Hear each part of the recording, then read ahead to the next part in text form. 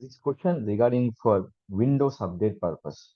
Suppose if we go to my Telegram link, anyone click this link, how you can default browser we check on your Google Chrome option.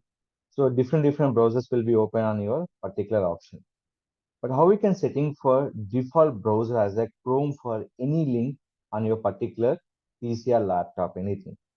So select your start menu, click for settings. When you open your setting option, the option call is apps. Go to default apps. Go to Chrome option where your Chrome will be here. Click the Chrome option. Coming to the point where you are showing HTTP. When you are HTTP and HTTPS, you can check it out. HTTP, click as a Google Chrome, say that is. Both can will be applicable like this. After that, close it. Any Telegram link, you can open it.